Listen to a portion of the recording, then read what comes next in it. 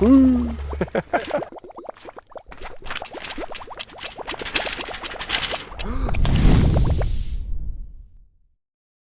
What's up, everybody? In this video, we will be covering all of the high-yield essentials when it comes to the topic of DNA and RNA. Now, just because you wanted to see it, here we have your big brain with some butt cheeks. Now, without further ado, let's just get started with this video. Now we know that organisms are made up of cells, but what are cells made of? We know that cells are made up of many molecules, and we can categorize them into these 5 categories. Now in this video, we are specifically going to focus on this one right here, nucleic acids. Now, what in the heck are nucleic acids? There are 2 kinds of nucleic acids, DNA and RNA, and thank goodness for these abbreviations, because check it out, deoxyribonucleic acid, ribonucleic acid, oh my days. So this right here is DNA, and this right here is RNA. Now, what is the fundamental difference between these two? There are so many, but what I want you to know right now is that the difference between these two is the building blocks that they are made of. So if we take DNA, you will notice that DNA is made up of this building block, whereas RNA is made up of this building block. And initially you'll say, wow, but they're so similar. Yes, they are, but there's a slight difference, and that's what distinguishes them. So this building block we call a nucleotide. So we can say that the nucleotide comprising DNA is slightly different from the nucleotide comprising RNA. Now, when you put a bunch of these nucleotides together to make DNA or RNA, we call this structure a polynucleotide, poly meaning many nucleotides together. Now the next question is, what the heck is the purpose of DNA and RNA? Where can we find them, and what do they really do inside of our body? To answer this question, we have to take a deep dive into one of your cells, specifically focusing on the nucleus. What goes on inside the nucleus? The nucleus is the organelle where all your genetic information is stored, your body's instruction manual. You see this long, thin thread of code? This, my friend, is your DNA. Now, what exactly does your DNA code for? Your DNA codes for your body's proteins. Different parts of your DNA will code for different proteins, and each of these proteins have their own very important job into making you look the way you look, work the way you work, behave the way you behave, all your characteristics and features. So that is their relationship. All right, so let's be specific here. One part of your DNA that codes for a specific protein, we call that a gene. So let's say this gene will code for a protein that will help you clot your blood so that when you cut yourself, your body can stop the bleeding so that you don't lose all of your blood. And in order to do so, what your cell is going to do is go ahead and copy that specific gene that it needs, because it needs to build this protein here in the cytoplasm. So after it copied that specific gene, it will send it from the nucleus into the cytoplasm. And this photocopy will then travel towards a ribosome. So we're zooming into this segment here.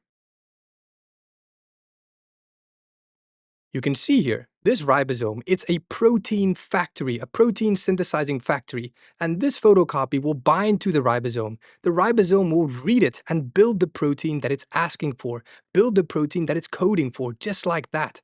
Now the raw materials, these amino acids, they come from this little guy. This little guy is going to bring all of these amino acids towards the ribosome so that he can build this protein according to the code. Now, that's it. Once the protein is made, once the full code has been read and the protein is synthesized, it will be released into a little bag, which will be processed and edited until the final Lamborghini product is done and ready to go. And in our little story, this protein is going to help this guy stop bleeding so that he doesn't die of blood loss. Now that's it. That's all you need to know about DNA and RNA. You'll be like, okay, where was the RNA? It was in 3 places. This right here, the photocopy of DNA, we call mRNA, messenger RNA. This right here, the ribosome, is made up of 2 structural components, proteins and rRNA, ribosomal RNA. So it's a structural component. And this guy right here, we call tRNA because it transfers, T for transfers, amino acids to the ribosome so that he can make the protein. And you can see if you look at its structure, it's an RNA molecule that folds into a very particular T shape. So that is it, guys. That is what you need to know. Now let's go ahead and look at DNA itself in more detail. We know already that DNA is a code, and DNA itself has its own language. More specifically, DNA is made up of 4 letters. While we don't call them letters in the context of DNA, we call them nitrogenous bases, and there are 4 of them: A, T, G, and C.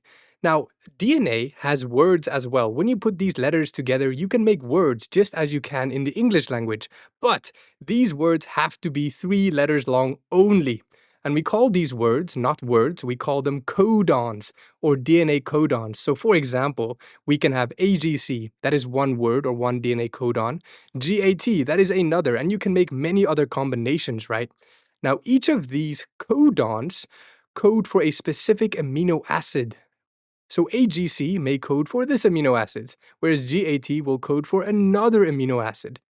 So now, if we put it into perspective and we take a piece of our DNA, a gene, we know different genes will have a different sequence of these letters because different genes will code for different proteins. So that's super important. Different genes will vary in how long they are and the sequence of these bases that comprise them. That just makes logical sense. So when the ribosome is reading that code to build that specific protein, it is following the DNA codons because the DNA codons are asking for a specific sequence of amino acids. Now, you should absolutely know this. The genetic code is universal. What does that mean? That means this concept that I'm teaching you here does not only apply to human beings like me and you. No, it applies to all living organisms, whether it's me and you, the monkey, a freaking bacteria. All of these organisms have these 4 bases as their DNA language, and they code for the same amino acids. Now we can go ahead and talk about the DNA structure in detail. And as we do so, we're going to cover all of these key topics. Now, in reality, you know that DNA has a sort of complex double helix structure, as we saw over here.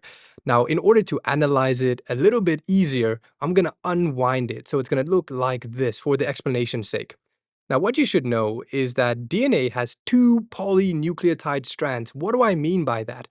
What I mean by that is this. We know, right, DNA is made up of nucleotides. So if we take a look here, here's one nucleotide, here's another, here's another, here's another, and they're linked in a chain like this. So this right here is a polynucleotide strand. But on the opposite side, so right next to it, we actually have another nucleotide strand, right? We can see here one nucleotide, another, and another, and another to form another polynucleotide strand. So DNA has 2 polynucleotide strands that are linked right here in the center. That's very important to know. So that's why some people like to think of DNA as a twisted ladder, because it's like a ladder that winds up on itself to form a double helix. Now, to take it one step further, we're going to have Big Brain here help us zoom into the DNA even more, because we need to zoom into the nucleotide itself. So here we have one generic nucleotide, and we're going to break it down. Each nucleotide has 3 key components. Number 1, this phosphate group. Number 2, this bad boy right here. This is a pentose sugar. Pent means 5, because pentose sugars have 5 carbons. Now the thing is, there are so many different kinds of pentose sugars. So in the context of DNA, so a DNA nucleotide, this specific pentose sugar is called deoxyribose. That's very important. And the last component here is called a base or a nitrogenous base. And this is the part of a nucleotide that can vary. It can either be an A, T, C, or G. This is the letters of the DNA nucleotide. So as you can see here, in reality, A stands for adenine, C cytosine, T thymine, and G guanine. It's very important that you remember these names. Now, each of these components, the base, the sugar, and the phosphate, they are linked to each other via a bond. And we'll talk a little bit more about these bonds later in this video. Now, to confuse you even more, we're going to give you another vocab word. The combination of the phosphate and the sugar we call backbone. Now, why do we call it like that? Because this part of the nucleotide, the part separate from the base, only serves a structural role. It plays no role whatsoever with regards to the actual DNA code. That's the role of the base. Its only job is to serve as the structural reinforcement to hold on to the key component, which is the code. This is the important part. These guys, the backbone, only serves the role of holding them in place. Now is a pretty good time to address some common confusions, and to do so, we're going to take a look at this nucleotide in even more detail, the real chemical structure.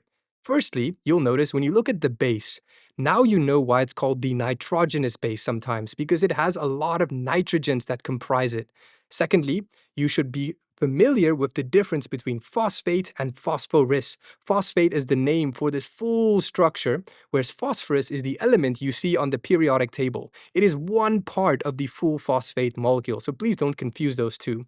And one more thing, do not confuse between base, which is this part of the nucleotide, and nucleoside, which refers to these two components, the base and the combination with the sugar.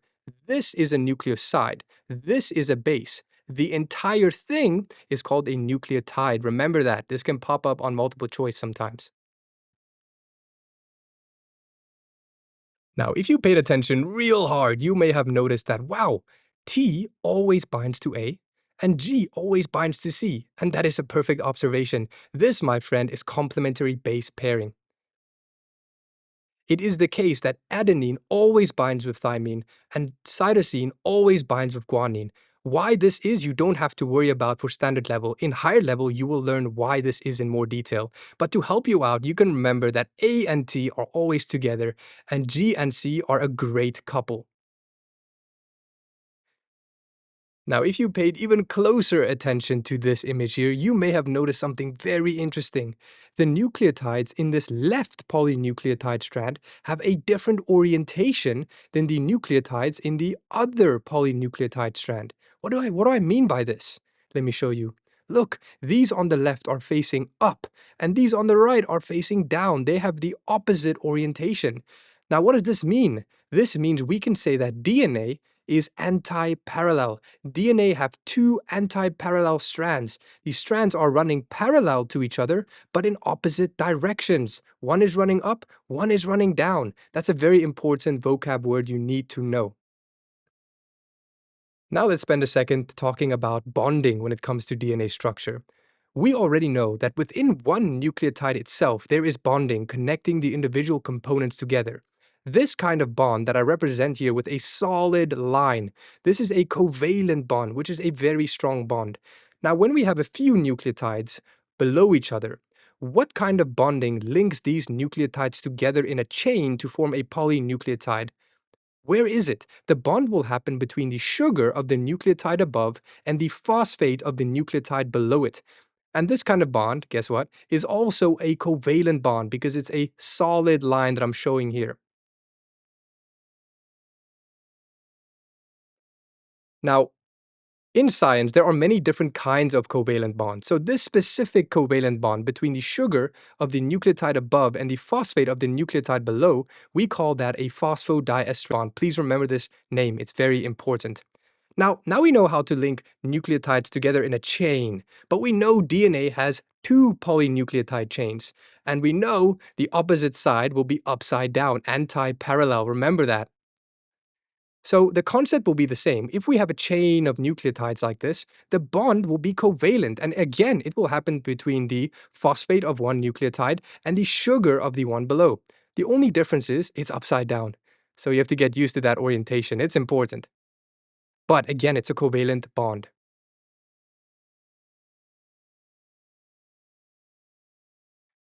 Now, in terms of strength, I mentioned already that a covalent bond is super, super strong. And the reason why I'm emphasizing that is because we have to talk about one more kind of bond.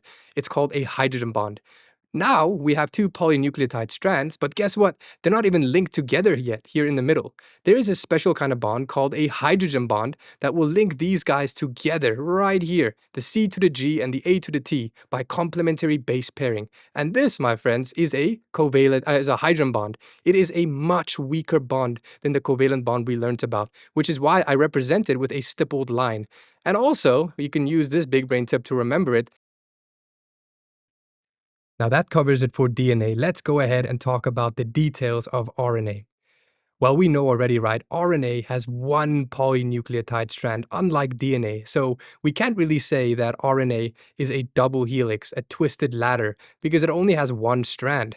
So it has a helix shape, but it's not a double helix. Now, when we zoom into this RNA in detail, we are going to zoom in even more into one of the nucleotides to break down its structure. It's going to be really similar to DNA, but there are some distinct differences. So we know one of the components is a phosphate. That's the same as DNA. The next component is a pentose sugar. But remember how I told you there are different kinds of pentose sugars? This one is not the same as the one in a DNA nucleotide. No, it's not a deoxyribose. This is a ribose. That's a big difference. And the last part here is the base, the nitrogenous base.